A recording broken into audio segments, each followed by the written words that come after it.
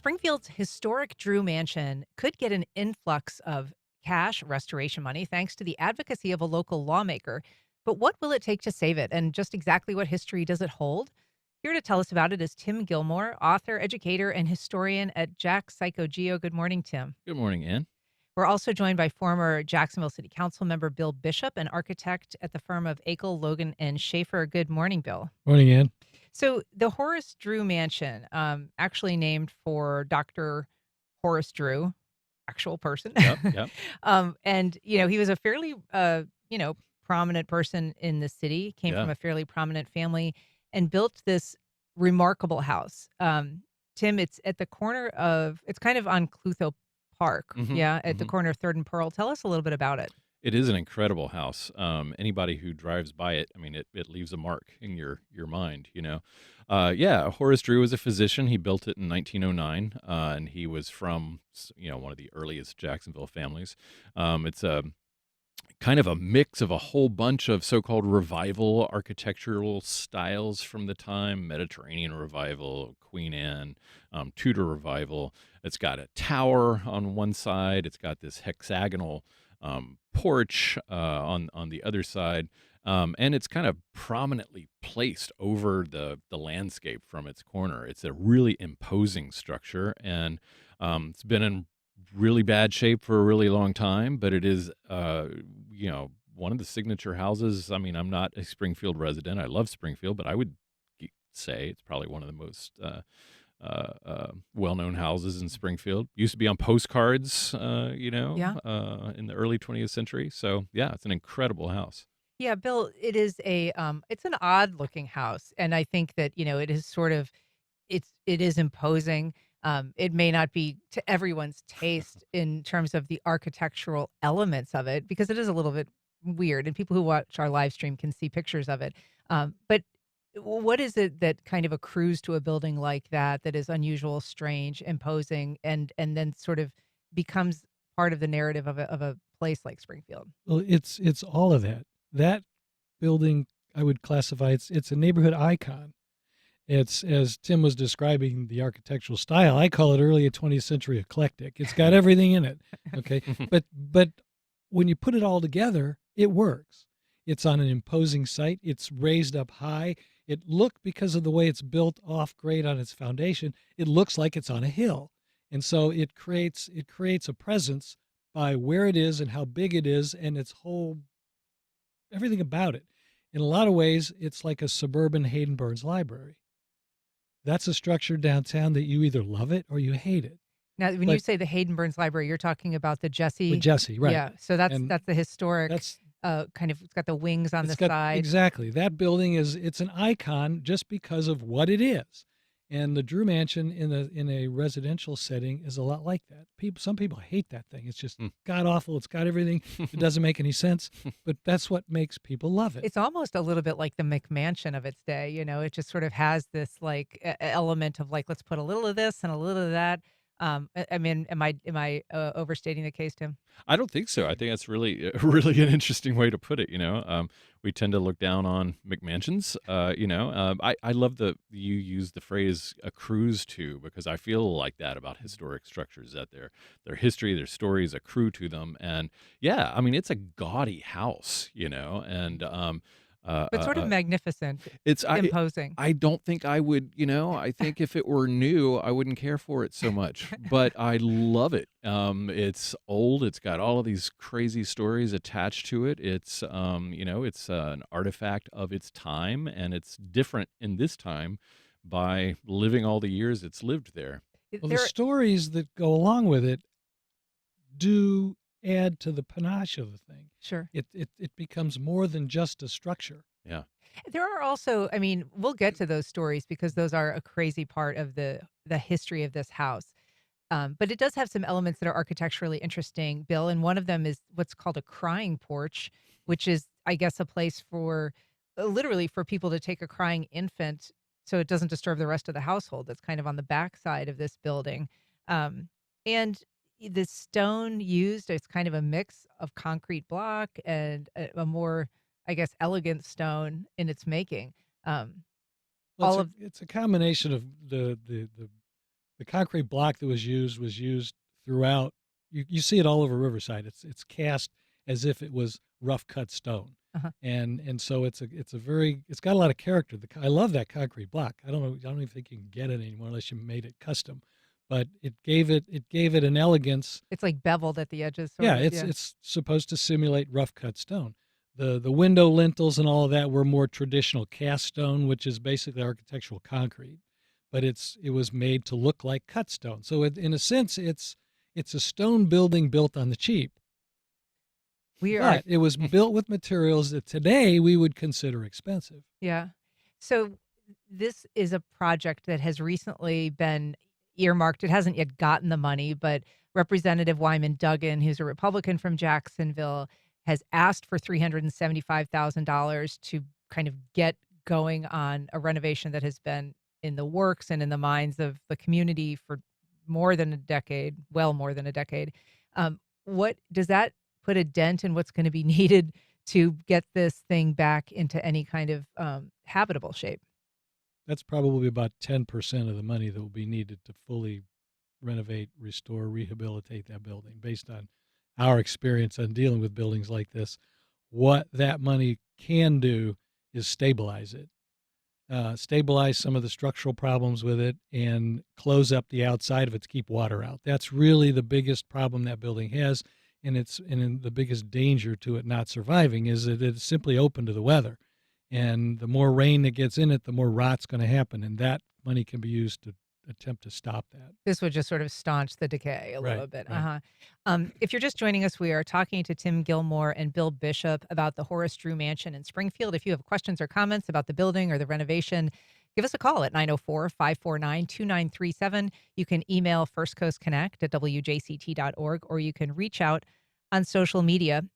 So the house, Tim, is not just, this architectural piece, but it is full of stories, and some of them are really quite terrifying. That's true. Yeah, in fact, 1970, newspaper wire services referred to it as the haunted house of Jacksonville. I'd like to think that we had more than one, if you believe in that kind of thing. But there was a really strange thing that happened in the summer of 1970 at this house, and that was there were two little boys from the neighborhood who were just playing around it. It's a scary old house. Who knows what they were doing? And they found it had been raining, and they found this place in the backyard where it was kind of caved in. So they were curious, and they were sticking sticks down there, and they found something in a bag. And it didn't seem right. They looked at it. It scared them. They ran and got two older boys from the neighborhood, and they came and pulled it out, and it was actually a human head in a bag, in a germicidal bag. And so homicide investigators, came and tried to figure out had somebody been murdered, and What is a the head placed germicidal there. bag? What does that mean? Well, that's a good question. To my understanding, it means that there were some kind of medical preservatives that kept it from decaying as fast. So it came from the Duval County Medical Center, actually.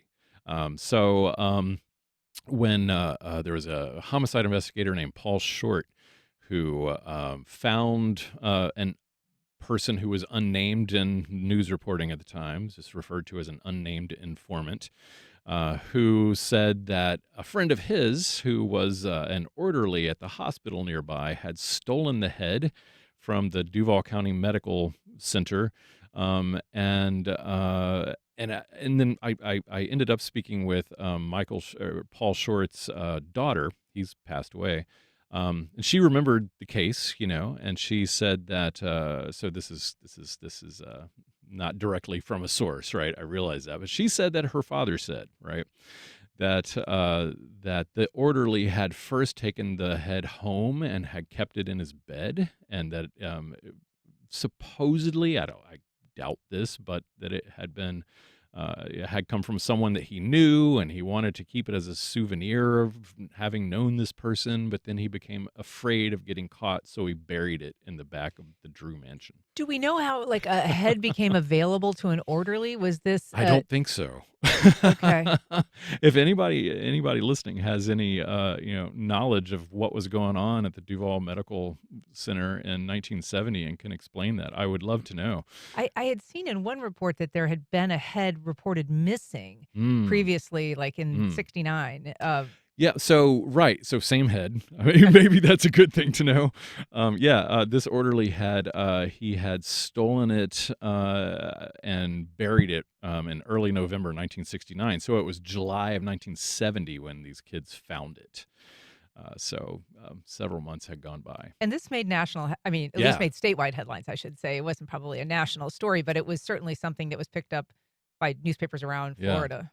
I think it got picked up nationally. I mean, it's a weird enough story that, if you're in, I don't know, some other part of the country, wherever Jacksonville is, this is a thing that people are going to talk about. Yeah, I mean, there was another kind of element to the scary history of this house, and that was an actual, crime that occurred in the house when some kids went in to play there, and a couple of girls That is were true. kidnapped and assaulted. Yeah, And yeah, so there was, that element too, a very yeah, yeah. kind of horrific crime. Yeah, so, not that, stealing a head is not horrific, but Mm. you know, but this is certainly a darker story, I think, than even people finding a head um, that there was a sexual assault that happened in the house. Kids would break into it in the 70s, just like teenagers are often drawn to haunted houses, right? Especially if they seem to be real, if they're in abandoned structures in the city. And Springfield was close to rock bottom at the time. So that happened there as well. That's a less entertaining story, I suppose. Not that again, stealing a head is Ahead is okay. right, sure. Bill, when it comes to the challenges of historic preservation, either specific to this house or just generally speaking, what are some of the things other than exposure to weather, which we've talked about, and kind of the elements getting in? What are some of the things that are in some cases, I guess, prohibitive to allowing a structure to be rehabbed? Well, the biggest problems are going to be structural in nature. If the building structure, what holds it up, the foundations underneath, or some of the main support beams and columns inside the building are failing, those can get really expensive to fix because you've got to shore everything up to replace these things. Those are really the tough part. Internal framing of the building, that's simply essentially holding up the roof. When those have to be replaced and restored, that's what gets really expensive on it. You can almost all of the wiring, all of the plumbing, all of the air conditioning, or whatever's left of it in there, all has to be replaced because there's at this point there's nothing salvageable about it. So that's a given. And you're threading all of that stuff within the structure of an existing building that was never designed to have this stuff in the first place. That makes it a challenge from a design perspective. If you're going to try to restore the building, how do you run air conditioning ducts through a building that never had it to begin with and make it look like it's not an obvious, badly done add-on? So that adds some time and expense in creating things to, in a sense, hide this stuff. But the biggest problems are structural. And structural may be a pretty big hurdle for this one. I mean, we know that there has been years of flooding from nearby Hogan's Creek. It has sounded, at least in some assessments, that the building is sinking a little bit, that it's not entirely level, and that shoring up job would actually be part of the. Oh, that's definitely true because when people built buildings like that back in the day, the foundations of them are not nearly as good as what we would do today. That whole entire building, as big as it is constructed on a series of brick piers. So it's mostly empty underneath there. And you build a series of brick piers, and it's supported by beams, and then everything goes up from there. So if you don't have the foundations of those piers sitting on solid ground, and that whole area moves. I mean, the water table's high.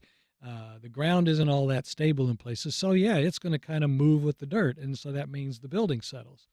And so that can become a very complicated exercise to get it leveled up and build foundations underneath an existing building that will adequately support it. So as an architect, and someone came to you with this project, would you say, let's do it, let's forge ahead, let's take this, allocation of state money and get the process rolling, or would you throw up your hands?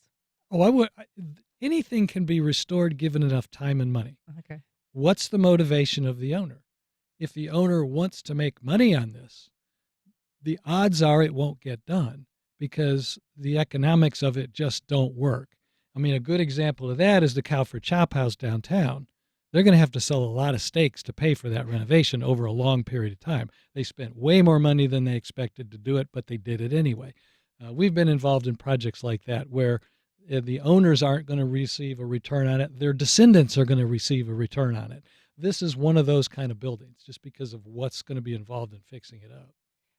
Tim Gilmore, just last thoughts about this because we're going to have to wrap.